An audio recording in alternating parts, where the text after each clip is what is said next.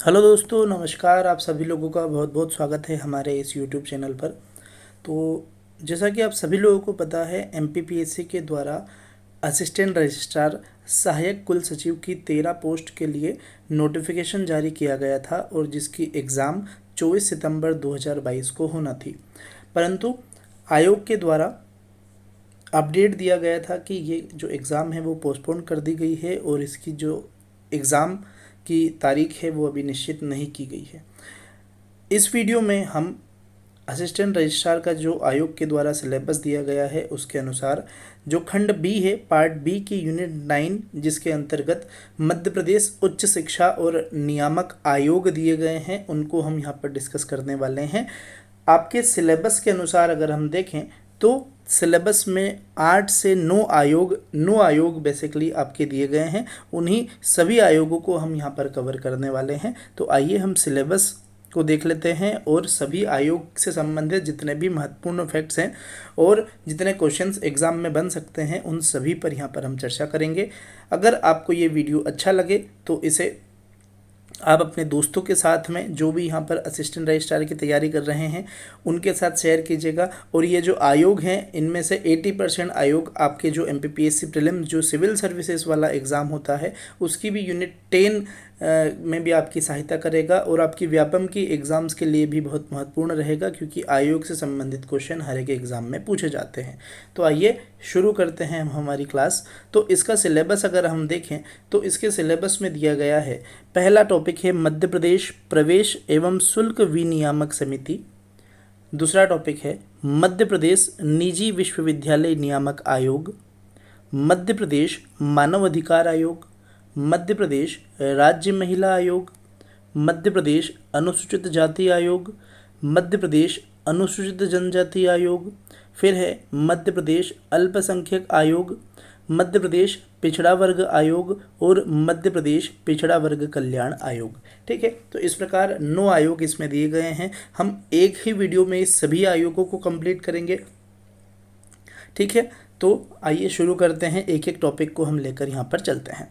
तो पहला आपका टॉपिक है admission and fee regulatory commission, AFRCB इसे कहते हैं। देखो, अब यहाँ पर आप लोगों को दिख रहा होगा कि इसका जो हेडक्वार्टर है ये भोपाल के अंतर्गत है ना। भोपाल के अंतर्गत है मध्य प्रदेश प्रवेश एवं शुल्क विनियामक समिति। ठीक है, अब नाम से ही स्पष्ट है, ये नाम से ही स्पष्ट है कि भैया कि मध्य प्रदेश में प्रवेश और शुल्क की विनियामक समिति है। ये मतलब रेगुलेशन की समिति है। किस चीज़ की? प्रवेश और शुल्क की। अब प्रवेश किस चीज़ का? तो जो कॉलेज होते हैं आपके यहाँ पर उच्च शिक्षा की बात की गई है, क्योंकि हमारे सिलेबस में भी उच्च शिक्षा से संबंधित यहाँ पर आयोग है। तो उच्च शिक्षा के लिए हम जब प्रवेश लेते हैं कॉलेजेस में, तो कॉलेज में प्रवेश की प्रक्रिया और उसका शुल्क विनियामक मतलब शुल्क का रेगुलेशन अर्थात शुल्क का एक निर्धारण जो है, जो जिस समिति के द्वारा किया जाता है उसके बारे में हम यहाँ पर चर्चा करेंगे। जैसा कि आप लोगों को दिख रहा है, हम पहले सामान्य परिचय देखने वाले हैं। सामान्य परिचय, इसका गठन हुआ है 4 अगस्त 2007 को। अधिनियम कौन सा था? तो अधिनियम 2007 का ही था। 2007 के अधिनियम 2007 के अध्याय 2 के तहत इसका गठन हुआ है। आप लोगों से क्वेश्चन पूछ लिया जाएगा कि मध्य प्रदेश प्रवेश एवं शुल्क विनियामक समिति का गठन किस तारीख को किया गया है? तो 4 अगस्त 2007 को किया गया है। इस अधिनियम की अध्याय 2 के तहत इसका गठन किया गया है। क्यों किया गया भाई साहब? तो राज्य सरकार द्वारा ये गठित एक समिति है जो निजी विश्वविद्यालय, जो प्राइवेट आपकी यूनिवर्सिटीज़ होते हैं, उसमें प्रवेश लेने वाले उम्मीदवारों के लिए शुल्क का निर्धारण करती है। अब देखो, गवर्नमेंट जो कॉलेजेस है उनकी तो आपकी जो शुल्क है, जो आपकी फ़ीस है वो फिक्स है। परंतु अगर हम प्राइवेट यूनिवर्सिटीज़ की बात करते हैं, प्राइवेट कॉलेजेस की बात करते हैं, प्राइवेट यूनिवर्सिटीज़ की बात करते हैं, निजी विश्वविद्यालयों की अगर हम बात करते हैं, तो भाई उनमें क्या है, मनमाने ढंग से वो शुल्क नहीं ले। तो इसलिए समिति निर्धारित की गई है कि यहाँ पर शुल्क का निर्धारण कर दिया जाएगा कि इस वाला ये कोर्स है तो इस कोर्स की ये फीस रहेगी, उससे ज़्यादा आप नहीं ले सकते हैं। ठीक है, FRC 2007 का प्रकाशन राजपत्र में 4 अगस्त 2007 को हुआ था, जिसमें संशोधन 2013 में किया गया था। देखो कितने क्वेश्चन निकल के आ रहे हैं। मध्य प्रदेश प्रवेश एवं शुल्क विनियामक समिति का गठन कब किया गया? तो 4 अगस्त 2007 को। किस अधिनियम की अधिनियम की कौन से अध्याय के तहत? तो अध्याय 2 के तहत किया गया, ठीक है। और ये इसका प्रकाशन राजपत्र में कब किया गया? तो 4 अगस्त 2007 को इसका प्रकाशन किया गया है और उसका संशोधन 2013 में किया गया, ठीक। उद्देश्य निजी विश्वविद्यालय की स्थापना को विनियमित करना इसका उद्देश्य है। इसके अलावा निजी विश्वविद्यालय के शैक्षणिक स्टाफ की योग्यता यूजीसी के मानदंडों के अनुकूल सुनिश्चित करना है। उद्देश्य आएगा कि सर एग्जाम में नहीं आएगा, ये आपके समझने के लिए है। तो 4 अगस्त 2007 आप लोग याद रखेगा, इसका संशोधन 2013 में हुआ, ये चीज़ आप लोग इस पेज से याद रखेगा। आगे चलते हैं, ठीक है। निजी विश्वविद्यालय में प्रवेश का विनियमन और शुल्क का निर्धारण भी इसका क्या रहेगा? उद्देश्य रहेगा। सर संरचना से क्वेश्चन बनते हैं, संरचना से क्वेश्चन बन सकता है। पहला आप लोगों से क्वेश्चन पूछेंगे, मध्य प्रदेश प्रवेश एवं शुल्क विनियामक समिति की संरचना किस प्रकार है? तो सर बहुसदस्यीय संरचना है और जिसमें 1 सदस्य और 4 अन्य सदस्य होते हैं, अर्थात अध्यक्ष सहित 5 कुल सदस्य होते हैं, ठीक है। ये बात आप लोग याद रखिएगा, 5 में 1 अध्यक्ष होता है और 4 अन्य सदस्य होते हैं। अब इनकी योग्यता क्या क्या रहने वाली है वो हम देख लेते हैं। तो इस समिति की संरचना बहुसदस्यीय है, जिसमें 1+5 1 अध्यक्ष और 4 अन्य सदस्य होंगे, ठीक है। अध्यक्ष की अगर हम बात करें तो ऐसा व्यक्ति जो किसी केंद्रीय विश्वविद्यालय या राज्य विश्वविद्यालय या विश्वविद्यालय समझी गई संस्था का कुलपति हो। मतलब देखो, या तो क्या है, सेंट्रल यूनिवर्सिटी होनी चाहिए या स्टेट की कोई यूनिवर्सिटी होनी चाहिए या सरकार के द्वारा समझी गई विश्वविद्यालय की संस्था, उसका क्या है, कुलपति हो रहा हो। तो यहाँ पर क्या है, उसको अध्यक्ष बना दिया जाएगा। किस चीज़ का? मध्य प्रदेश प्रवेश एवं शुल्क विनियामक समिति, जिसकी स्थापना या उसका गठन 4 अगस्त 2007 को किया गया।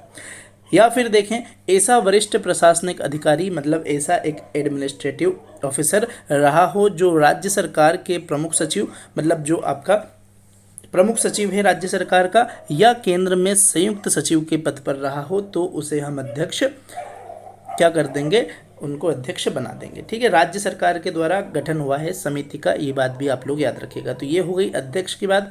अब सदस्य की बात करेंगे, ठीक है। 4 सदस्य भी हैं इसमें। तो सदस्य में ऐसे व्यक्ति जिन्हें वित्त, फाइनेंस, प्रशासन, जो एडमिनिस्ट्रेशन, विधि, तकनीकी, ठीक है, शिक्षा और चिकित्सा शिक्षा के मामले में विशेषज्ञता हासिल हो, इनको क्या करेंगे, हम सदस्य बना देंगे सर, ठीक है। आई बात समझ में। 4 अगस्त 2007 को हमने इसका गठन किया है सर। संरचना की बात करेंगे तो बहुसदस्यीय संरचना है, 1 सदस्य, 1 अध्यक्ष और 4 अन्य सदस्य हैं। अध्यक्ष कौन होगा सर? केंद्रीय विश्वविद्यालय, राज्य विश्वविद्यालय या फिर कोई समझी गई विश्वविद्यालय संस्था का कुलपति रहा हो।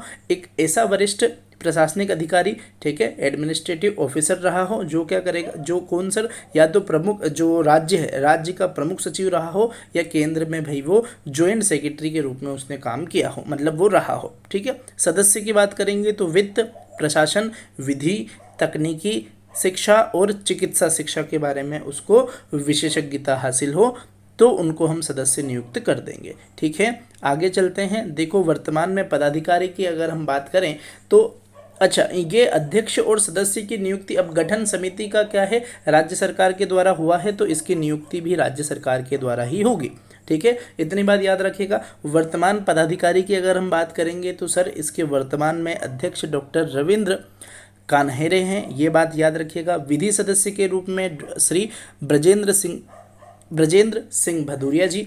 तकनीकी सदस्य श्री स्वरोचिस सोमवंशी। चिकित्सा सदस्य डॉक्टर जितेंद्र शुक्ला। वित्त सदस्य के रूप में डॉक्टर RN त्रिपाठी। ये आपके क्या है, वर्तमान पदाधिकारी हैं मध्य प्रदेश प्रवेश एवं शुल्क विनियामक समिति के, ठीक है। इतनी बात आप लोग याद रखेगा। आगे चलते हैं, आगे देखते हैं।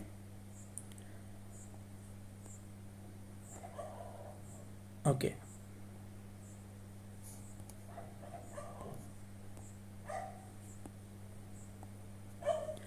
कार्यकाल की अगर हम बात करें, कार्यकाल यहाँ पर हम देखेंगे तो अधिसूचना की तिथि से वर्ष का, मतलब 3 वर्ष का यहाँ पर क्या है, कार्यकाल आपका रहने वाला है, ठीक है। 3 वर्ष का आपका कार्यकाल रहने वाला है, ये चीज़ आप लोग याद रखिएगा। 3 वर्ष के पहले यदि कोई रिक्ति हो जाती है तो शेष अवधि के लिए राज्य सरकार द्वारा भरा जाएगा। अगर आप लोगों से इसका कार्यकाल पूछे तो सर सीधी बात है, हम 3 वर्ष बताएंगे। और अगर 3 वर्ष के पहले अगर कोई स्थान खाली हो जाता है तो वो किसके द्वारा भरा जाएगा, तो वो राज्य सरकार के द्वारा भरा जाएगा। ठीक है। कार्य की अगर बात करें तो एफआरसी जो 2007 का अधिनियम है ना, फीस एंड रेगुलेटरी जो आपका काउंसिल का जो मतलब एक्ट है, उस एक्ट की धारा 11 में यहाँ पर समिति के कार्यों के बारे में बताया गया है।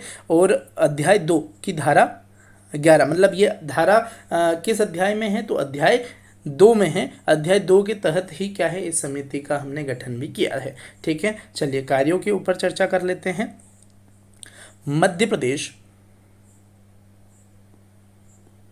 एक मिनट, हाँ जी, मध्य प्रदेश निजी व्यावसायिक शिक्षण संस्था प्रवेश एवं का विनियमन एवं शुल्क का निर्धारण अधिनियम 2007, मतलब 2007 के, मतलब इसमें शुल्क का निर्धारण है। सीधी बात ये है, संशोधित अधिनियम। अच्छा, हमने आप लोगों को बताया था कि भाई इसका जो इस अधिनियम का संशोधन जो है 2013 में किया गया था। 2013 धारा 4 में मूल अधिनियम की धारा 4 में उपधारा 9 में यहाँ पर क्या है, मतलब अधिनियम 4 जो 2007 का अधिनियम है, 2007 के अधिनियम में संशोधन किया गया 2013 में। और 2013 में जो धारा 4 है, उस धारा 4 की उपधारा 9 में यहाँ पर संशोधन किया गया है। और यहाँ पर संशोधन में मतलब ये लिखा गया है, प्रवेश में उल्लंघन अधिनियमों के उपबंधों के अधीन निर्धारित शुल्क से अधिक वसूल करने के संबंध में कोई शिकायत प्राप्त होने पर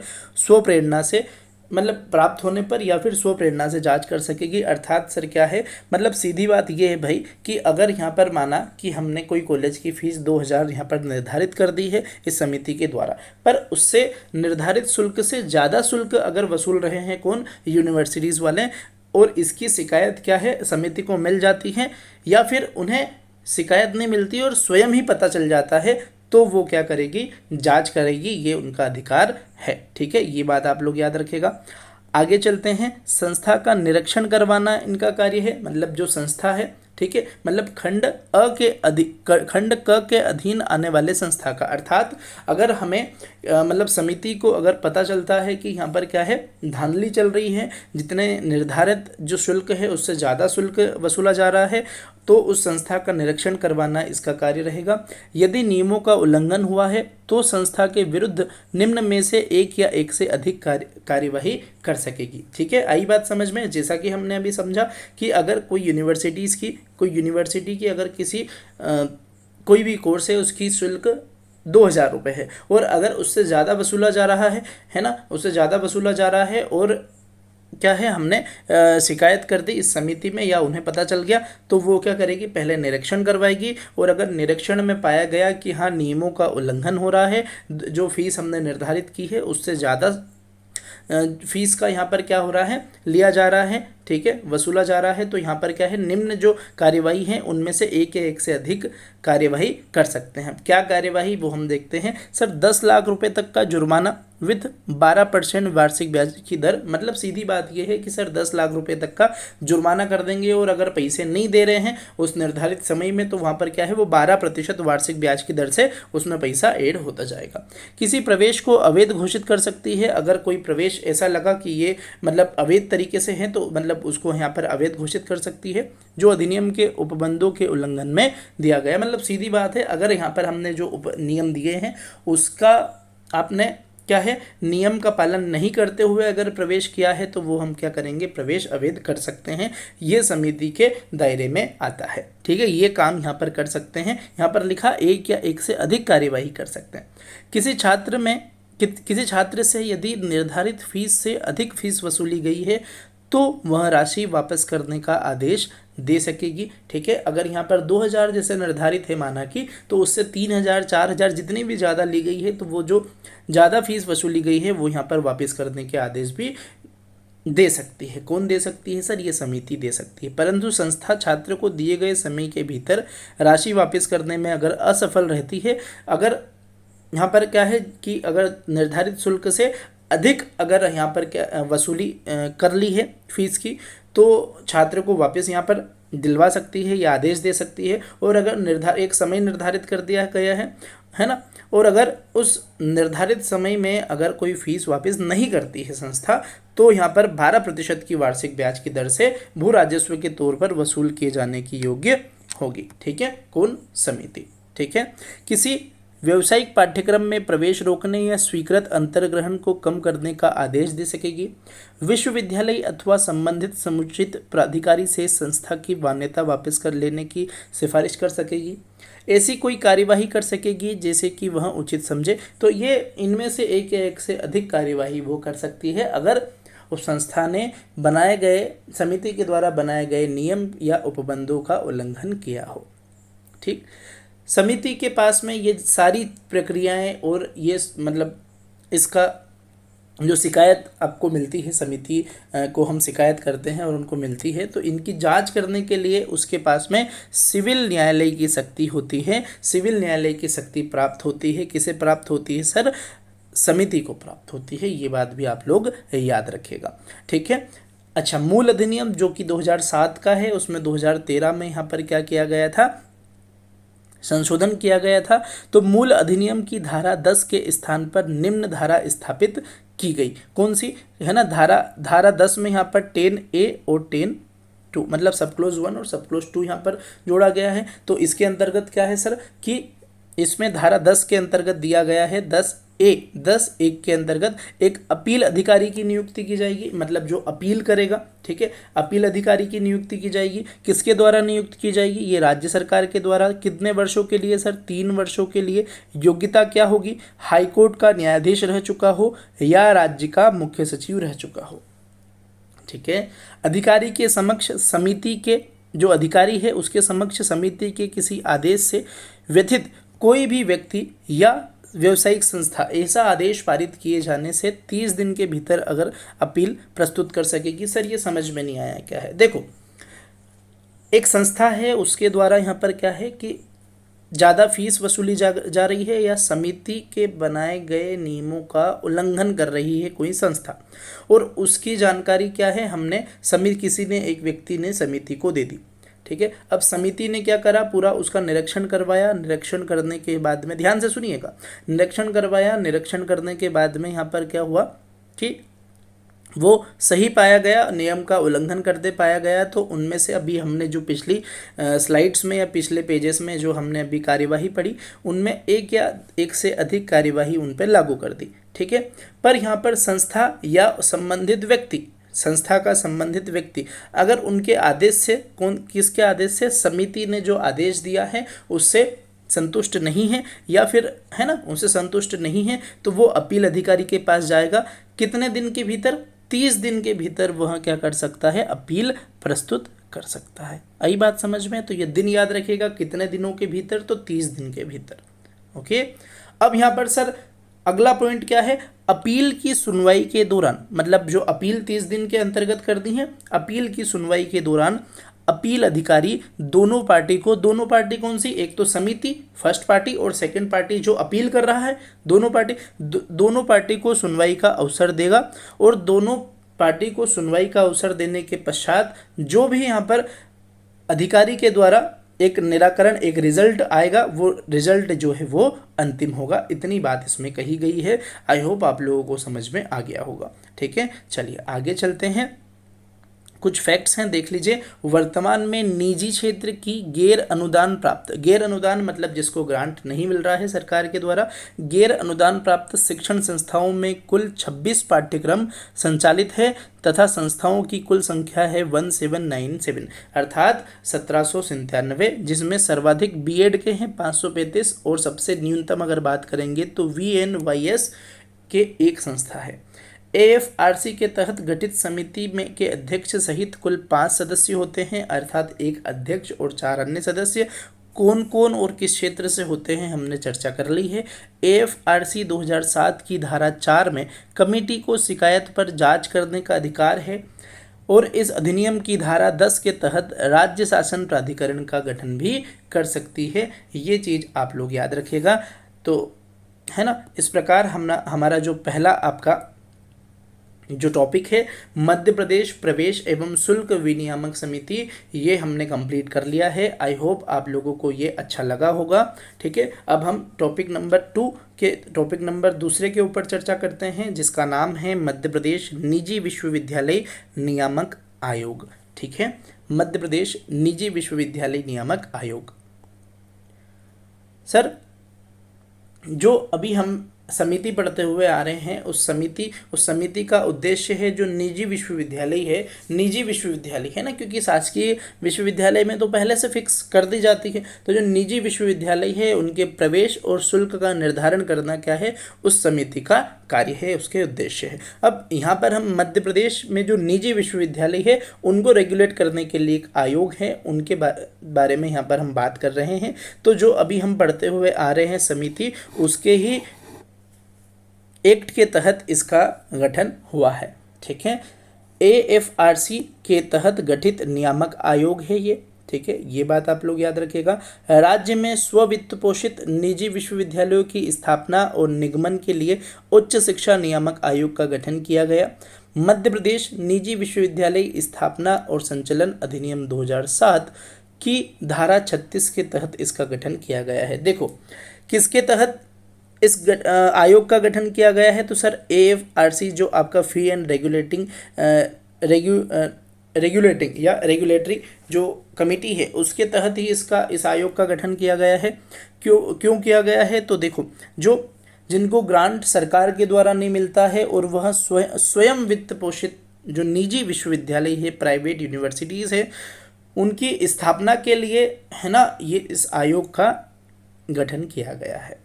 अधिनियम की धारा 36 के तहत इसका गठन किया गया है, ये बात भी आप लोग याद रखिएगा।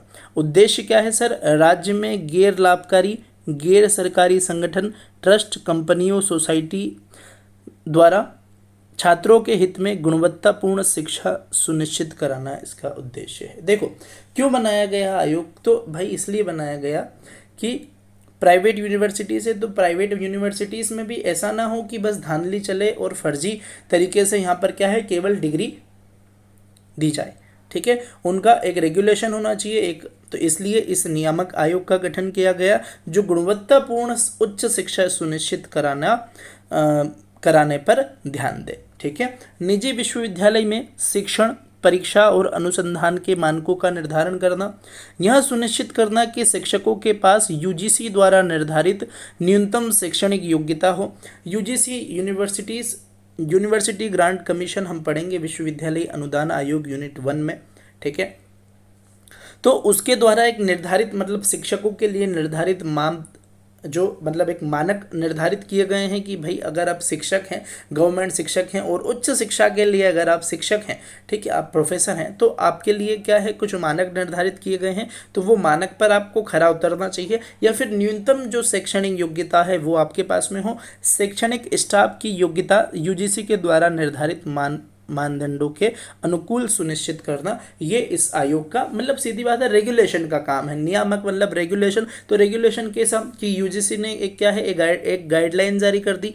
गाइडलाइन किस प्रकार की जारी कर दी भाई, कि आपको एक टीचर हैं तो टीचर के लिए एकदम मिनिमम क्वालिफिकेशन ये तो होना ही चाहिए, अर्थात ग्रेजुएशन हो गया, उसके बाद में आपका मतलब BEd हो गया। ठीक है, फिर आपने क्या है, कोई एग्ज़ाम जो होता है, एक नेट एग्ज़ाम होता है, वो भी जैसे माना कि ये नेट एग्ज़ाम है, वो भी आपने क्वालिफाई कर लिया है। ठीक है, तो एकदम ये आपके न्यूनतम क्वालिफिकेशन है। फिर मैक्सिमम तो कुछ भी होना चाहिए, पर ये आपका मिनिमम इतना तो आपके पास होना चाहिए, तो आप टीचर यहाँ पर बन सकते हैं। तो ये क्वालिफिकेशन आपका होना चाहिए। तो ये देखेगा कौन सर, मध्य प्रदेश निजी विश्वविद्यालय नियामक आयोग। आई थिंक समझ में आ गया होगा। ठीक है, ये उद्देश्य भी अगर आप लोगों से मल्टीपल जो ऑप्शन है, मतलब ऑप्शन वाले जो 1 2 3 इस टाइप से अगर क्वेश्चन आते हैं तो आप लोग ये उद्देश्य भी याद रखिएगा। आगे चलते हैं। संरचना की अगर हम बात करें तो सर इसकी भी संरचना बहुसदस्यीय है। बहुसदस्यीय संरचना है, एक अध्यक्ष और 2 पूर्णकालिक सदस्य होते हैं। एक पूर्णकालिक या अंशकालिक सचिव भी इसमें होते हैं। अध्यक्ष की जो नियुक्ति की जाती है वो राज्य सरकार के द्वारा की जाती है। राज्य सरकार के द्वारा जो एक अनुशंसित पैनल होता है उस पैनल के द्वारा की जाती है। पैनल में प्रख्यात शिक्षाविद होते हैं, ये बात याद रखिएगा। 2 सदस्य के अगर अध्यक्ष की नियुक्ति राज्य सरकार के द्वारा, राज्य सरकार के द्वारा एक अनुशंसित पैनल होता है, उस पैनल के द्वारा यहाँ पर नियुक्ति की जाती है। और उस पैनल में कौन लोग होंगे? तो सर शिक्षाविद होंगे, ठीक है। शिक्षा से संबंधित जो महत्वपूर्ण जो बड़े लोग हैं वो होंगे यहाँ पर, ठीक है, ये बात याद रखेगा। 2 सदस्य भी है, 2 पूर्णकालिक सदस्य की बात की गई है। तो सदस्यों में एक एकेडमिक मतलब अकादमिक और दूसरा आपका प्रशासनिक जो एडमिनिस्ट्रेशन के रूप में होगा। ये 2 सदस्य आपके होते हैं, तो ये संरचना बहुसदस्यीय। अब देख लेते हैं यहाँ पर सदस्य और सचिव की नियुक्ति, ठीक है। पूर्णकालिक या अंशकालिक सचिव भी होते हैं। सदस्य और सचिव की नियुक्ति भी राज्य सरकार के द्वारा अनुशंसित पैनल के द्वारा की जाती है। और इस पैनल में कौन लोग होंगे? सर शिक्षा, वित्त, कानून, प्रशासन, प्रबंधन के क्षेत्र में ख्याति प्राप्त व्यक्ति इसमें शामिल होते हैं, ठीक है, ये बात याद रखेगा। अध्यक्ष और सदस्य इस अधिनियम के अधीन स्थापित किसी भी निजी विश्वविद्यालय से किसी भी प्रकार से संबंधित नहीं होंगे। अध्यक्ष और सदस्य ऐसा नहीं है कि ये किसी यूनिवर्सिटीज़ के, कोई प्राइवेट यूनिवर्सिटी के ही पदाधिकारी हों, वो नहीं है, ये इनसे संबंधित नहीं होंगे। अगर आप लोगों से पूछे कि मध्य प्रदेश निजी विश्वविद्यालय नियामक आयोग के वर्तमान अध्यक्ष कौन हैं, तो डॉक्टर भरत शरण सिंह, ये बात आप लोग याद रखिएगा। चलिए आगे चलते हैं। कार्यकाल की अगर हम बात करें तो सर ये अध्यक्ष का कार्यकाल 3 वर्ष या 65 वर्ष की आयु जो भी पहले पूर्ण हो वह होता है। और सदस्य की बात करें तो 2 वर्ष या 65 वर्ष की आयु जो भी पहले पूर्ण हो। पुनर्नियुक्ति के लिए पात्र होंगे, परंतु यहाँ पर कंडीशन 65 ईयर की है ना। अगर आप 60 साल के हैं तो 60 साल के आपके अगर आपको अध्यक्ष बनाया गया तो आप मतलब 63 तक यहाँ पर आप अध्यक्ष बनेंगे, फिर भी आपको पुनर्नियुक्त कर सकते हैं। पर 65 में आपको केवल 2 साल ही बचे हैं तो आप 2 साल के लिए अध्यक्ष रहेंगे, ऐसा, ठीक है। पर 65 के ज़्यादा भी अगर ऐसी कंडीशन रहती है कि यहाँ पर कोई अन्य व्यक्ति नहीं है जिसको अध्यक्ष या सदस्य बनाया जाए, तो यहाँ पर मैक्सिमम ऐसी लिमिट 6 माह तक आप रह सकते हैं, ठीक है। ये बात आप लोग याद रखिएगा। मतलब 65 के मतलब 65 आपकी एज हो गई है, उसके बाद में भी अगर आपको अध्यक्ष रखा जाता है तो उसकी मैक्सिमम जो अवधि है वो 6 माह तक ही रखे जा सकते हैं, ठीक है। चलिए आगे चलते हैं। इंपॉर्टेंट फैक्ट्स की यहाँ पर अगर अन्य तथ्यों की अगर हम बात करें तो वर्तमान में 43 निजी विश्वविद्यालय हैं, 43 प्राइवेट यूनिवर्सिटीज़ हैं मध्य प्रदेश में, और 4 जो विश्वविद्यालय है वो निजी विश्वविद्यालय है वो प्रस्तावित है। वर्तमान में अगर उच्च शिक्षा मंत्री अगर मध्य प्रदेश में अगर हम देखें तो डॉक्टर मोहन यादव है, ये बात आप लोग याद रखिएगा, ठीक है। तो इस प्रकार हमारे 2 टॉपिक यहाँ पर बहुत अच्छे तरीके से कंप्लीट हुए। मध्य प्रदेश प्रवेश एवं शुल्क जो विनियामक समिति है उसके बारे में हमने देखा, और मध्य प्रदेश की जो निजी विश्वविद्यालय नियामक आयोग है उसके बारे में हमने देखा। अब हम टॉपिक नंबर 3 पर आ गए हैं जिसका नाम है मध्य प्रदेश मानव अधिकार आयोग। पेज देखने से आपको लग रहा होगा कि सर भोपाल लिखा है, मतलब इसका हेडक्वार्टर भोपाल है। अच्छा, जितने भी आयोग हम पढ़ने वाले हैं इनका सबका हेडक्वार्टर भोपाल ही है, ठीक है। ये बात आप लोग याद रखिएगा, इंपॉर्टेंट है ये आयोग। यहाँ से क्वेश्चन आपके सिविल सर्विसेज की एग्जाम में भी हर साल पूछे जाते हैं। यहाँ पर थोड़ा आप लोग अच्छे से ध्यान देते हुए पढ़िएगा, ठीक है। मध्य प्रदेश मानव अधिकार आयोग, हम सब बराबर बराबर हमारे अधिकार, सर ये इसका ध्येय वाक्य है, ये है ना, याद रखिएगा आप लोग, ठीक है। चलिए आगे चलते हैं।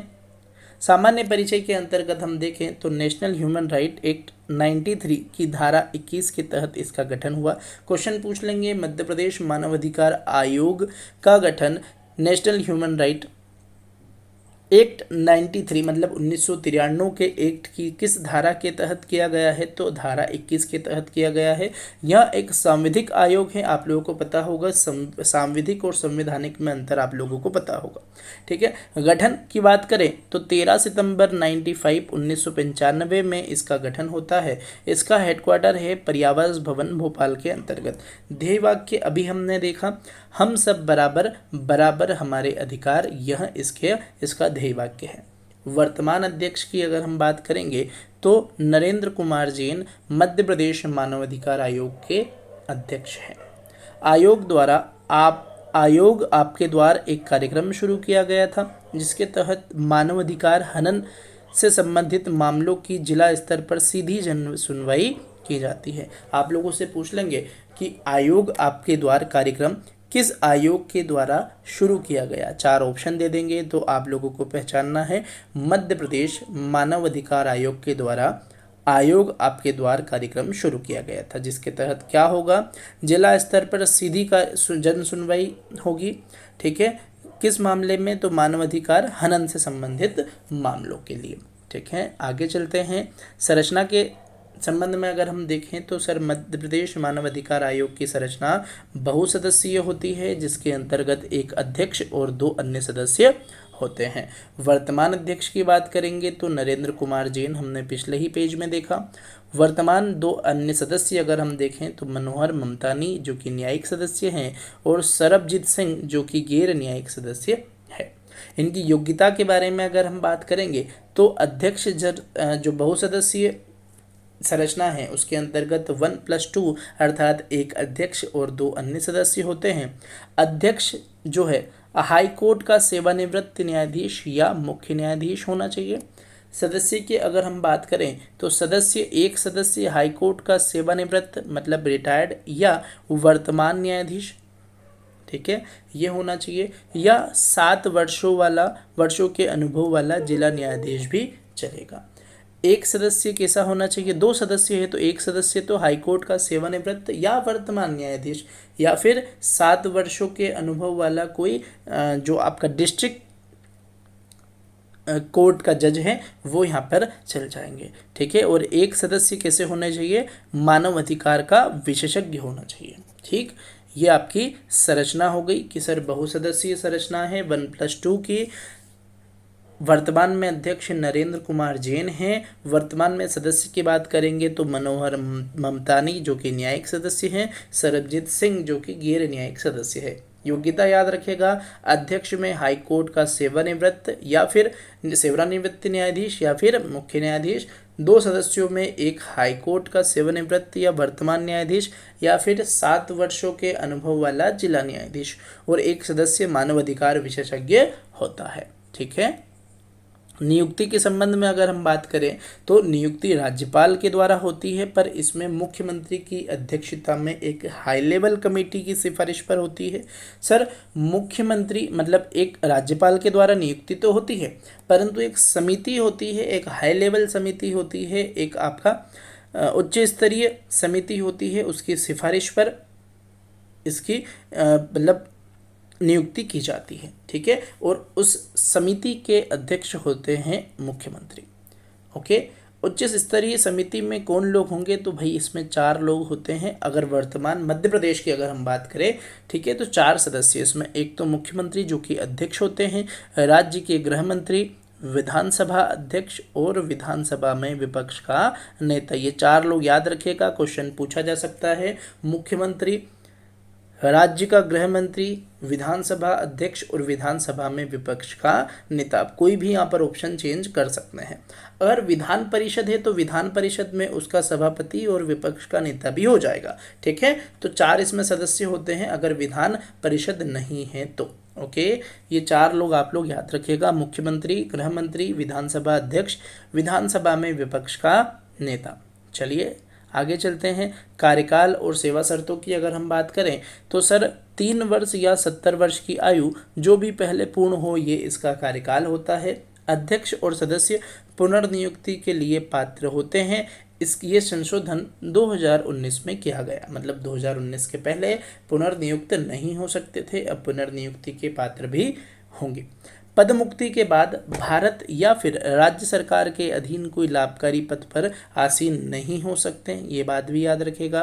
वेतन भत्तों का निर्धारण कौन करते हैं, किसके द्वारा किया जाता है, राज्य सरकार के द्वारा किया जाता है। अध्यक्ष का वेतन हाई कोर्ट के मुख्य न्यायाधीश के बराबर होता है, उनके समान होता है, और सदस्यों का जो वेतन है वो हाई कोर्ट के न्यायाधीश के समान होता है। मध्य प्रदेश मानव अधिकार आयोग के अध्यक्ष और सदस्यों का। त्यागपत्र की अगर हम बात करें तो कार्यकाल के पूर्व अगर 3 वर्ष या 70 वर्ष की आयु के पूर्व भी यह त्यागपत्र दे सकते हैं। सर किसे दे सकते हैं? तो राज्य के राज्यपाल को दे सकते हैं। इन्हीं के द्वारा क्या है, इनको नियुक्त किया गया था हाई लेवल कमेटी की रिकमेंडेशन पर। हटाने का अधिकार राष्ट्रपति के पास होता है। सर नियुक्त करते हैं राज्यपाल, त्यागपत्र भी राज्यपाल के नाम से देते हैं, परंतु कार्यकाल के पहले अगर हटाना है तो वो राष्ट्रपति के पास पावर होती है।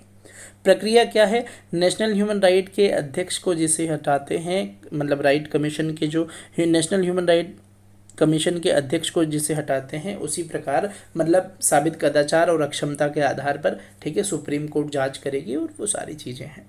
ठीक, ये बात आप लोग याद रखिएगा। ठीक है, त्यागपत्र, नियुक्ति और हटाने का अधिकार। प्रतिवेदन, सर वार्षिक प्रतिवेदन ये राज्य सरकार को देंगे और राज्य सरकार यहाँ पर विधानमंडल को देंगे। अगर विधान है ना, विधानमंडल को देंगे तो वो विधानसभा में या फिर विधान परिषद जो भी वहाँ पर अवेलेबल है। मध्य प्रदेश की अगर बात करेंगे तो राज्य सरकार कहाँ रखेगी? विधानसभा में रखेगी। ठीक है, आगे चलते हैं। कार्यों के ऊपर अगर हम यहाँ पर नज़र डालें तो कार्य कैसे? मानव अधिकार आयोग है तो मानव अधिकार के उल्लंघन संबंधी मामलों में जांच करना इनका काम है। लोगों में मानव अधिकार के प्रति जागरूकता फैलाना, मानव अधिकार के क्षेत्र में शोध करना, इसे प्रोत्साहित करना, मानव अधिकारों के क्षेत्र में कार्यरत एनजीओ के प्रयासों की सराहना करना, न्यायालय में लंबित मानव अधिकारों से संबंधित कार्यवाही में हस्तक्षेप करना। अगर कोई न्यायालय में मानव अधिकार से संबंधित अगर कोई केस पेंडिंग है तो उसमें क्या करेंगे, ये हस्तक्षेप करेंगे और उसको अपने पास लेके उसमें अपना क्या करेंगे, सहयोग देंगे। अंतर्राष्ट्रीय संधियों को प्रभावशील बनाने का लिए कार्य करना, जेलों में बंदी गृह में जाकर स्थिति का जायजा लेना कि उनके मानव अधिकारों का हनन तो नहीं हो रहा है। महत्वपूर्ण फैक्ट्स की अगर हम बात करें तो मध्य प्रदेश आयोग के द्वारा आयोग मित्र योजना शुरू की गई।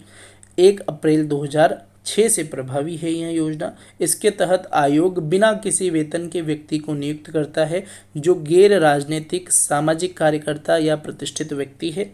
उसे आयोग मित्र के नाम से जाना जाता है तथा वह व्यक्ति आयोग को उसके कार्य और कर्तव्य निर्वहन में मदद करता है। आयोग मित्र योजना याद रखिएगा। 2 या 2 से अधिक राज्यों के लिए संयुक्त राज्य मानवाधिकार आयोग का गठन भी किया जा सकता है। सिविल न्यायालय के समान इनको शक्तियां प्राप्त होती है, ये बात याद रखिएगा। मामलों की सुनवाई 1 वर्ष के अवधि के भीतर कर सकता है। कौन कर सकता है? मध्य प्रदेश मानवाधिकार आयोग, 1 वर्ष की अवधि के भीतर। आयोग की सलाह मानने के लिए राज्य सरकार बाध्य नहीं है, ये बात याद रखिएगा, बाध्य नहीं होता है। प्रत्येक माह आयोग की बैठक प्रथम और तृतीय सप्ताह में होना आवश्यक है। ये नियम 29 अगस्त से प्रभावी है। ठीक है, पूछ लेंगे मध्य प्रदेश मानव अधिकार आयोग में जो आयोग है उसकी बैठक प्रथम और तृतीय सप्ताह में होना आवश्यक है। यह नियम कब से प्रकाशित है? तो ये 29 अगस्त 96 को ये प्रकाशित किया गया था। ठीक है, याद रखिएगा। मानव अधिकार संरक्षण आयोग अधिनियम में 8 अध्याय और 43 धाराएं हैं, 43 सेक्शन है, ये बात याद रखिएगा। मध्य प्रदेश राज्य मानव अधिकार आयोग के वर्तमान अध्यक्ष की बात करेंगे तो नरेंद्र कुमार जैन है और प्रथम अध्यक्ष यहाँ पर खलील उल्लाह खान है, ये भी आप लोग याद रखिएगा। संयुक्त राष्ट्र मानवाधिकार परिषद का गठन 15 मार्च 2006 को किया गया था, जिसका हेडक्वार्टर जेनेवा में है। मध्य प्रदेश मानवाधिकार आयोग 13 सितंबर 1995 को इसका गठन हुआ था। सुनवाई 1 वर्ष के भीतर कर सकता है, हम देख चुके हैं, है ना। और धारा 21 के तहत नेशनल ह्यूमन राइट कमीशन की जो एक्ट है 93 का, उसके धारा 21 के तहत मध्य प्रदेश मानवाधिकार आयोग का गठन किया गया है। World of all human rights पुस्तक के लेखक सोली जी सोराब जी है, एमपीपीएससी में पूछा गया प्रश्न है। जो सदस्य है वो अध्यक्ष के रूप में कार्य अध्यक्ष द्वारा त्यागपत्र देने पर कर सकता है जब तक कि कोई नया अध्यक्ष नहीं बन जाता। प्रत्येक जिले में राज्य सरकार के द्वारा मानवाधिकार न्यायालय की स्थापना की जाती है। मानवाधिकार न्यायालय में विशेष लोक अभियोजक कम से कम 7 वर्षों के अनुभव वाले अभिवक्ता अर्थात अधिवक्ता अर्थात जो वकील होते हैं उनको नियुक्त करते हैं। कौन करते हैं? मानवाधिकार न्यायालय में ये सरकार करती है। ठीक है, चलिए महत्वपूर्ण धाराओं की अगर बात करें तो धारा 21 के तहत गठन हुआ है। धारा 22 में नियुक्ति के बारे में बात की गई है। धारा 23 त्यागपत्र से संबंधित है। धारा 24 में कार्यकाल और धारा 26 सेवा शर्तें से संबंधित है। तो इस प्रकार हम मध्य प्रदेश मानवाधिकार आयोग के बारे में हमने देखा। इस वीडियो को आप 2-3 बार देखिएगा, आपका बढ़िया रिवीजन हो जाएगा और एग्ज़ाम में इस यूनिट से देखो, एग्ज़ाम में माइनस मार्किंग है, नेगेटिव मार्किंग है, तो यहाँ पर क्या है आपका क्वेश्चंस जो है जिनमें आप 100% श्योर हो वही आप क्वेश्चन लगाकर आइएगा। तो भाई यहाँ पर हम क्या करेंगे कि ये वाली जो यूनिट है, यूनिट नंबर 9 है, आयोग से लगभग आपकी 100% एक्यूरेसी होती है एग्ज़ाम को, मतलब ये प्रोबेबिलिटी रहती है यहाँ पर आपकी क्वेश्चन सही होने की। तो इसलिए इसको बहुत अच्छे से आप लोग सुनिएगा, याद कीजिएगा। ठीक है, अगला टॉपिक देख लेते हैं। अगला टॉपिक नंबर 4, मध्य प्रदेश राज्य महिला आयोग के बारे में आप लोगों को पढ़ना है। एमपी स्टेट वीमेंस कमीशन के बारे में पढ़ना है। ठीक है, चलिए चलते हैं। सामान्य परिचय की अगर हम बात करें तो मध्य प्रदेश राज्य महिला आयोग अधिनियम 95 की धारा 3 के तहत इसका गठन किया गया है। 23 मार्च 1998 को इसकी स्थापना की गई है। सर ये भी एक सांविधिक निकाय है। प्रथम अध्यक्ष की अगर हम बात करें तो श्रीमती हेमवती पोर्ते इसकी प्रथम अध्यक्षा है। वर्तमान अध्यक्ष की बात करें तो श्रीमती शोभा ओझा जी इसकी वर्तमान अध्यक्ष है। श्रीमती शोभा ओझा जी ने हाल ही में अभी जो है त्यागपत्र की बात की गई थी, तो एक बार आप लोग देख लीजिएगा। वैसे शोभा ओझा ही है अगर उन्होंने त्यागपत्र, क्योंकि उसके बाद में किसी को अभी अध्यक्ष बनाया नहीं गया है, तो ऑप्शन के हिसाब से आप लोग जाइएगा। हेडक्वार्टर भोपाल के अंतर्गत है। उद्देश्यों की अगर बात करें तो सर महिला आयोग महिलाओं से संबंधित है, तो महिलाओं से संबंधित ही के संबंध में ही कुछ इनका उद्देश्य होगा। देखते हैं उद्देश्य। प्रदेश में महिलाओं को सशक्त बनाने में, महिलाओं के हितों की देखभाल और उनके संरक्षण के लिए राज्य महिला आयोग का गठन किया गया है। 23 मार्च 2022 को वैज्ञानिक दृष्टिकोण के प्रचार प्रसार के लिए होशंगाबाद की सारिका घारू को मध्य प्रदेश महिला आयोग सम्मान से सम्मानित किया। क्वेश्चन आ जाएगा कि मध्य प्रदेश महिला आयोग से सम्मानित सारिका घारू का संबंध किस जिले से है? तो होशंगाबाद या फिर नर्मदापुरम से इनका संबंध है, ये बात याद रखिएगा। चलिए 23 मार्च 98 आप लोगों को याद रहेगा क्योंकि इसी दिन इसकी स्थापना हुई थी। ठीक है, आगे चलते हैं। संरचना की अगर बात करें तो सर जितने भी हमने अभी आयोग देखे सभी बहुसदस्यीय ही है। ठीक है, तो मध्य प्रदेश राज्य महिला आयोग की संरचना भी बहुसदस्यीय है। यहाँ पर मतलब एक अध्यक्ष है और 6 अन्य सदस्य आपके रहने वाले हैं। अध्यक्ष कौन होगा? तो प्रतिष्ठित महिला सामाजिक कार्यकर्ता या महिलाओं के लिए प्रतिबद्ध एक पेशेवर राज्य सरकार के द्वारा नामित होगा। ठीक है, 6 अन्य सदस्य की अगर बात करें तो 1 प्रख्यात अधिवक्ता, 2 प्रतिष्ठित सामाजिक कार्यकर्ता, 2 शिक्षा और स्वास्थ्य के क्षेत्र में विशेषज्ञ, 1 अधिकारी जो मध्य प्रदेश सरकार के उप सचिव के पद से नीचे का ना हो, अर्थात उप सचिव के पद पर रहा हो या उसके अपर पोस्ट पे वो रहा हो। अब ये जो 6 अन्य सदस्य है, 6 अन्य सदस्य में 1 SC से होना चाहिए, 1 ST से होना चाहिए और 1 OBC से होना चाहिए। ये आपका प्रश्न पूछा जा सकता है, याद रखिएगा। चलिए आगे चलते हैं। नियुक्ति और सेवा शर्तों की अगर हम बात करें तो सर मध्य प्रदेश राज्य महिला आयोग के अध्यक्ष और सदस्यों की नियुक्ति जो कि 1+6 हैं उनकी संरचना, उनकी नियुक्ति राज्य सरकार के द्वारा की जाती है और सदस्यों का निर्धारण भी राज्य सरकार के द्वारा ही किया जाता है। सर कार्यकाल 3 वर्ष का होता है। जब भी आप नियुक्त करते हैं उससे आप 3 वर्ष की अवधि तक यहाँ पर क्या है काम कर सकते हो। ठीक है, चलिए आगे चलते हैं। त्यागपत्र की अगर बात करें तो सर नियुक्त हमको कौन कर रहे हैं? राज्य सरकार कर रहे हैं, तो हम त्यागपत्र भी उन्हें ही देंगे। राज्य सरकार, अच्छा मध्य प्रदेश मानवाधिकार आयोग में त्यागपत्र हम राज्य सरकार को दे रहे थे और यहाँ पर हटाने का अधिकार राष्ट्रपति को था, ये हमने पढ़ा था। ठीक है, और वो जो उच्च स्तरीय समिति है उसके बारे में भी आप लोग याद रखिएगा। राज्य सरकार निम्न आधार पर अध्यक्ष और सदस्यों को पद से निष्कासित कर सकती है, मतलब कार्यकाल पूर्ण होने के पहले। ठीक है, बिना सूचित किए अगर आप लगातार 3 बैठकों में अनुपस्थित रहे तो आपको हम पद से निष्कासित कर देंगे। अगर आप मानसिक रूप से अस्वस्थ हो, पद का अगर आप दुरुपयोग कर रहे हो या दिवालिया घोषित हो गए हो, तो इन परिस्थितियों में आयोग क्या करेगा, अध्यक्ष व सदस्य को पद से हटा सकते हैं। ठीक है, चलिए। प्रतिवेदन की अगर हम बात करें तो वार्षिक प्रतिवेदन राज्य सरकार को दिया जाता है। राज्य सरकार किसी सुझाव को मानने के लिए बाध्य नहीं है, परंतु अगर हमने आयोग ने कोई सुझाव दिया महिलाओं को सशक्त बनाने के लिए, ठीक है, महिलाओं से संबंधित ही सुझाव देंगे, और अगर सरकार ने वो सुझाव नहीं माना तो कोई प्रॉब्लम तो नहीं है, पर उसका कारण आपको बताना पड़ेगा। ठीक है, तो ये आप लोग याद रखेगा। आगे चलते हैं। कार्यों की अगर बात करें तो महिलाओं के अधिकारों से संबंधित मामलों की जांच करना, महिला अधिकार से संबंधित किसी संधि या समझौते का अध्ययन करना, महिलाओं के क्षेत्र में शोध, अनुसंधान और जागरूकता फैलाना, अनुमति से कारावास या बंदी गृह का परीक्षण करना, राज्य सरकार द्वारा सौंपे गए किसी अन्य मामले को देखना, सिविल न्यायालय की शक्ति प्राप्त होती है इन्हें। ठीक है, महत्वपूर्ण फैक्ट्स की अगर हम बात करेंगे तो आयोग को की प्रतिवर्ष 2 बैठकें होती है, अवश्य होती है, और ये 2 बैठकों में 6 माह से ज़्यादा का गैप नहीं होता। मतलब सीधी बात है, 6 महीने में आपको एटलीस्ट 1 बैठक करनी अनिवार्य है। इसका हेडक्वार्टर राजीव भवन भोपाल के अंतर्गत है। ठीक है, पर्यावास भवन हमने देखा था। ठीक है, कौन सा देखा था, जल्दी बता दो। पर्यावास भवन में कहाँ किसका हेडक्वार्टर है, ह्यूमन राइट्स का, है ना।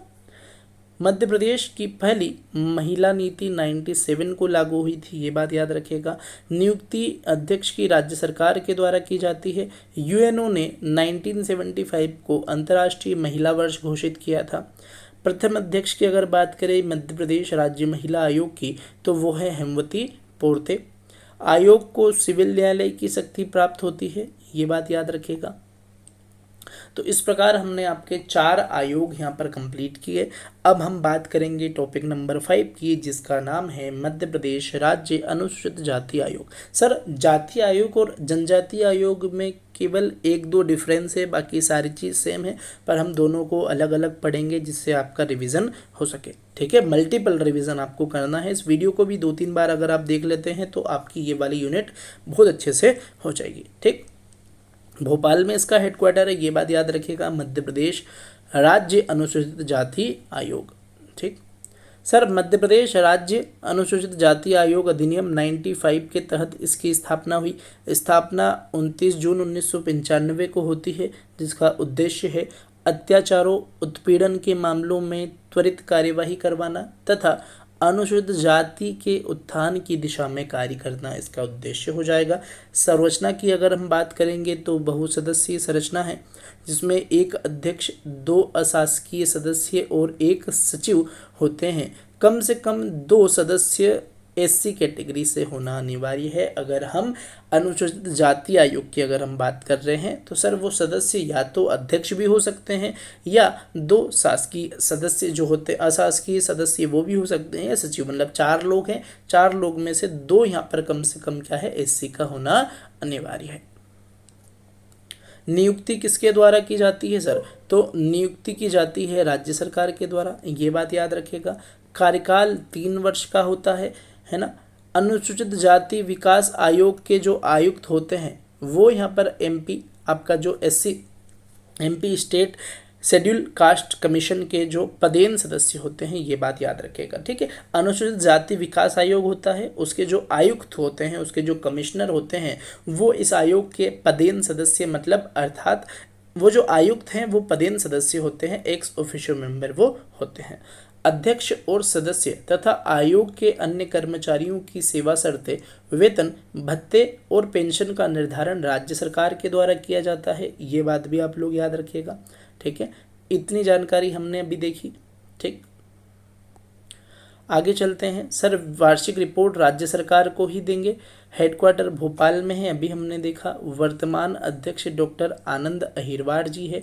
राष्ट्रीय अनुसूचित जाति आयोग के कुल अगर हम बात करें, भारत में कुल 12 क्षेत्रीय कार्यालय है, उनमें से मध्य प्रदेश राज्य हैदराबाद कार्यालय के अंतर्गत आता है। ठीक है, ये बात आप लोग याद रखिएगा। तो ये था आपका मध्य प्रदेश राज्य अनुसूचित जाति आयोग।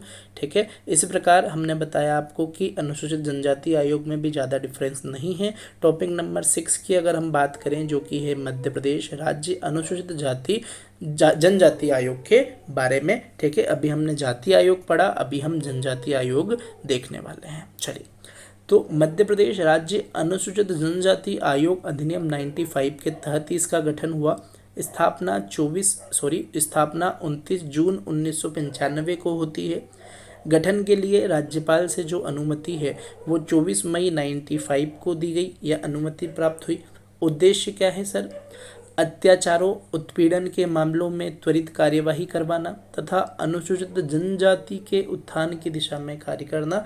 वह अगर जाति आयोग है तो अनुसूचित जाति के उत्थान की दिशा में कार्य करेंगे, और अगर जनजाति आयोग है तो जनजाति के उत्थान की दिशा में कार्य करेंगे। ठीक है, चलिए सर, संरचना वैसी ही है, बहुसदस्यीय है। एक अध्यक्ष होंगे, 2 अशासकीय सदस्य होंगे और एक सदस्य सचिव होंगे। सर, ये चारों में से कम 2 लोग यहाँ पर एसटी का होना अनिवार्य है, क्योंकि हम क्या पढ़ रहे हैं सर? शेड्यूल ट्राइब पढ़ रहे हैं, अनुसूचित जनजाति से संबंधित आयोग हम पढ़ रहे हैं। वहाँ पर सर हम अनुसूचित जाति से संबंधित आयोग पढ़ रहे थे, तो वहाँ कम से कम 2 सदस्य होने थे। किस चीज, मतलब जाति, अनुसूचित जाति से संबंधित होने थे, एससी से होना अनिवार्य थे। यहाँ पर जनजाति से होना अनिवार्य है। नियुक्ति राज्य सरकार के द्वारा की जाती है। कार्यकाल 3 वर्ष का होता है। और मध्य प्रदेश अनुसूचित जनजाति विकास आयोग जो होता है, उसके आयुक्त इस आयोग के पदेन सदस्य होते हैं। ठीक है, सारी चीज़ें सेम हैं। ठीक है, आप लोग रिलेट कर पा रहे होंगे। सर, सेवा शर्तें, वेतन भत्ते, पेंशन का निर्धारण राज्य सरकार के द्वारा किया जाता है। वार्षिक रिपोर्ट राज्य सरकार को ही दी जाती है। हेडक्वार्टर भी भोपाल में है। वर्तमान अध्यक्ष नरेंद्र मरावी है। सर, अनुसूचित जाति आयोग की अगर बात करें, राष्ट्रीय अनुसूचित जाति आयोग की बात करें, तो वहाँ 12 क्षेत्रीय कार्यालय था। यहाँ पर कुल 6 राज्यों में क्षेत्रीय कार्यालय है, जिसके अंतर्गत मध्य प्रदेश राज्य का कार्यालय जो है वो भोपाल के अंतर्गत स्थित है। ये चीज़ याद रखिएगा। तो ये जाति आयोग और जनजाति आयोग में आप लोगों को समानताएं दिखी होगी। ठीक है, चलिए आगे चलते हैं। अगला आयोग है टॉपिक नंबर 7, मध्य प्रदेश राज्य अल्पसंख्यक आयोग। ठीक है, देखो मार्केट में जितनी भी आयोग से संबंधित यहाँ पर चीज़ें अवेलेबल थी, वो यहाँ पर उनसे संबंधित उनको मिला के यहाँ पर नोट्स बनाए गए हैं। ठीक है, तो अगर आपको अच्छी लगे तो आप अपने दोस्तों के साथ प्लीज़ इसे शेयर कीजिएगा। ठीक है, अगर आपको ये यूनिट अच्छी लगती है तो आप कमेंट में हमें बताइएगा, तो हम क्या है इनसे संबंधित और भी असिस्टेंट रजिस्ट्रार की जो पार्ट बी का कंटेंट है वो आप लोगों के लिए यहाँ पर लाएंगे। ठीक है, चलिए, तो राज्य अल्पसंख्यक आयोग के बारे में अगर हम देखें तो राज्य अल्पसंख्यक अधिनियम 96 की धारा 3 के तहत इसका गठन हुआ। तो राज्य अल्पसंख्यक जो अधिनियम है 96 का, उसकी धारा 3 के तहत इसका गठन हुआ। सर, किस चीज़ का? मध्य प्रदेश राज्य अल्पसंख्यक आयोग का गठन 23 अक्टूबर 96 को किया गया। उद्देश्य क्या है सर? अल्पसंख्यकों की सामाजिक आर्थिक हितों की देखभाल और उनके उत्थान की दिशा में कार्य करना इसका उद्देश्य है। बहुसदस्यीय संरचना है, 1 अध्यक्ष, 2 अशासकीय सदस्य और 1 सचिव यहाँ पर हो जाएंगे अल्पसंख्यक आयोग में। ठीक है, आगे चलते हैं। कार्यों की अगर हम बात करेंगे तो राज्य में अल्पसंख्यक वर्ग के विकास की समीक्षा करना, राज्य में अल्पसंख्यक वर्ग के संरक्षण के लिए उनसे संबंधित प्रावधानों को प्रभावी ढंग से लागू करने की सिफारिश राज्य शासन से करना इस आयोग का प्रमुख कार्य रहने वाले हैं। ठीक है, अगला टॉपिक है टॉपिक नंबर 8, मध्य प्रदेश राज्य पिछड़ा वर्ग आयोग। राज्य पिछड़ा वर्ग आयोग, ठीक है, इसके बारे में देख लेते हैं। सुप्रीम कोर्ट द्वारा 1990 में इंदिरा साहनी बनाम भारत संघ में दिए गए निर्देश के पालन में यह आयोग का गठन किया गया था। जब किया गया था उस दिन तारीख थी 13 मार्च 1993। 1993 में इसका 93 में इसका गठन किया गया था। सर, किसके बाद? इंदिरा साहनी जो आपका केस आया था 1990 में, सुप्रीम कोर्ट ने निर्देश दिए थे आयोग स्थापित करने के पिछड़ा वर्ग से संबंधित। तो उसको ध्यान में रखते हुए 13 मार्च 1993 को इसका गठन किया गया। हेडक्वार्टर भोपाल में है। अधिसूचना का प्रकाशन की अगर हम बात करेंगे तो 15 मई 93 में को इस अधिसूचना का प्रकाशन किया गया। राज्यपाल द्वारा अनुमति 24 मई 95 को प्राप्त। और वर्तमान अध्यक्ष की बात करेंगे गौरीशंकर बिसेन इसके वर्तमान अध्यक्ष हो जाएंगे। ठीक है। मध्य प्रदेश पिछड़ा वर्ग आयोग की संरचना बहुसदस्यीय ही होती है। 1+2+1। देखो हमने अभी जितने भी आयोग पढ़ते हुए आ रहे हैं, अल्पसंख्यक आयोग ले लो, उसके पहले जातीय आयोग, जनजातीय आयोग, और अभी हम पढ़ रहे हैं राज्य पिछड़ा वर्ग आयोग। इनकी सभी की संरचना सेम है, तो आपको दिक्कत नहीं आने वाली है। ठीक है। संरचना इंपॉर्टेंट है, एग्जाम में पूछी गई है और पूछी जा सकती है, इसलिए सभी को आप टेबल भी बना सकते हैं इन सब की। ठीक है। वैसे अगर नोट्स भी अगर देखें तो टेलीग्राम पे हम दे देंगे आपको। ठीक है। तो लिंक आपको डिस्क्रिप्शन में मिल जाएगी। ठीक है, टेलीग्राम की। तो ये जो नोट्स हैं वो 18-19 पेज के हैं। आप आसानी से इनको क्या कर सकते हैं, प्रिंट करवा सकते हैं। ठीक है। और या फिर नोट्स भी आप क्लास से बना सकते हैं।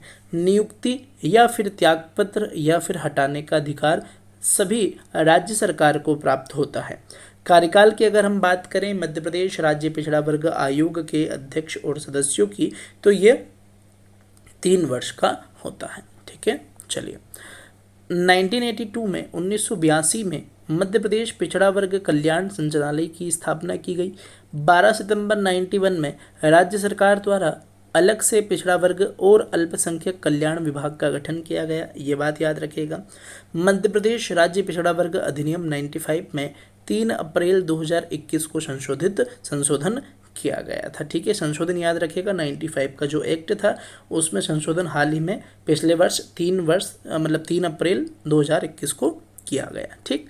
आगे चलते हैं। कार्यों की अगर हम बात करें तो राज्य में पिछड़ा वर्ग के विकास की समीक्षा करना, पिछड़ा वर्ग के शैक्षणिक सामाजिक आर्थिक उत्थान के लिए प्रयास करना इसका उद्देश्य रहेगा, मतलब कार्य रहेगा। और राज्य शासन द्वारा सौंपे गए जो भी कार्य हैं उनका क्रियान्वयन करना। ठीक है। चलें, योजना और कार्यक्रम की अगर हम बात करें इस संबंधित या फिर जो पिछड़ा वर्ग जो विभाग है, पिछड़ा वर्ग और अल्पसंख्यक विभाग है, उनके कार्यक्रम और योजनाओं की अगर बात करें तो वर्तमान में 91 जाति, उपजाति या फिर वर्ग समूह पिछड़ा वर्ग घोषित है। प्रदेश में पिछड़ा वर्ग जातियों का अनुमानित आबादी 50.25% है। ये प्रतिशत याद रखिएगा। 2011 की जनगणना के अनुसार अगर हम बात करें तो मध्य प्रदेश में अल्पसंख्यक समुदाय की जनसंख्या प्रदेश की कुल जनसंख्या का लगभग 8.153% है। ठीक है। पिछड़ा वर्ग जातियों की बात करेंगे तो 50.25%। और अगर कुल जनसंख्या में अल्पसंख्यक समुदाय की अगर हम बात करेंगे तो वो 8.15% है। ये प्रतिशत याद रखिएगा। राज्य की महिला नीति के अंतर्गत विभाग की राज्य एवं पोस्ट मैट्रिक छात्रवृत्ति अंतर्गत लाभान्वित विद्यार्थियों में लगभग 35% छात्राएं लाभान्वित होती हैं। ठीक है सर, ये जो डेटा है ये आपका जो शासकीय जो साइट है, ठीक है, आपकी मतलब जो मध्य प्रदेश पिछड़ा कल्याण अल्पसंख्यक कल्याण विभाग की वहाँ से लिया गया है। महिला नीति है उसके अंतर्गत विभाग की राज्य और पोस्ट मैट्रिक छात्रवृत्ति के अंतर्गत लाभान्वित जो विद्यार्थियों की लगभग जो प्रतिशत है वो 35% है। ये बात याद रखिएगा, छात्राएं लाभान्वित है इससे। आर्थिक विकास और स्वरोजगार संचालित करने हेतु वित्तीय वर्ष 94-95 में पिछड़ा वर्ग वित्त एवं विकास निगम की स्थापना की गई। राज्य छात्रवृत्ति अंतर्गत वित्तीय वर्ष 2006-07 में 18.57 लाख विद्यार्थियों को लाभान्वित किया गया। सर इम्पोर्टेंट ये वाले फैक्ट्स हैं भाई, है ना, ये याद रखिएगा। ओके चलिए आगे चलते हैं। सर लास्ट एक टॉपिक नंबर 9 बचा है, मध्य प्रदेश पिछड़ा वर्ग कल्याण आयोग। ठीक है, और आपका ये वाला यूनिट एकदम समाप्त हो जाएगा। ठीक है। अच्छा, इसके अगर आप MCQ चाहते हैं तो आप हमें कमेंट में बताइएगा। हम अगले वीडियो में क्या करेंगे, यूनिट 9 से संबंधित जितने भी MCQs हैं 100, 150, 200 जितने भी MCQs बनेंगे वो सारे आप लोगों के लिए ले आएंगे। ठीक है। चलिए, गठन मध्य प्रदेश राज्य पिछड़ा वर्ग कल्याण आयोग का 2021 में किया गया। गठन की घोषणा मुख्यमंत्री शिवराज सिंह जी चौहान ने 15 अगस्त 2021 को की थी। इसका उद्देश्य है पिछड़ा वर्ग के कल्याण और उनके उत्थान की दिशा में कार्य करना। संरचना सर बहुसदस्यीय है, हम पढ़ते हुए आ रहे हैं। एक अध्यक्ष होंगे, 2 अशासकीय सदस्य होंगे और 1 सदस्य सचिव। तो आपको संरचना में जितने भी अभी लास्ट में हमने 3-4 आयोग पढ़े हैं, इनकी संरचना में इतनी प्रॉब्लम नहीं होगी। कार्यकाल की अगर बात करें तो प्रारंभिक रूप से 2 वर्ष तय किया गया है, जिसे बढ़ाया जा सकता है। हाल ही में बनाया गया आयोग है, ठीक है। तो ये आप गठन याद रखिएगा और जितनी भी चीज़ें यहाँ पर दे रखी है वो चीज़ आप लोग याद रखिएगा, ठीक है। तो thank you very much. Video अगर अच्छा लगा हो तो प्लीज़ इसे आप शेयर कीजिएगा, ठीक है। चैनल को सब्सक्राइब, और ये बात सब चीज़ें बोलने की नहीं होती, ये तो आप कर ही देंगे, ठीक है। तो थैंक यू वेरी मच, मिलते हैं नेक्स्ट वीडियो में। तब तक के लिए धन्यवाद, अपना ख्याल रखें, बहुत अच्छे से पढ़ाई करें। मिलते हैं नेक्स्ट वीडियो में। और वीडियो कैसा लगा और क्या क्या चीज़ें आप चाहते हैं ये भी आप हमें कमेंट में ज़रूर बताइएगा। Thank you very much.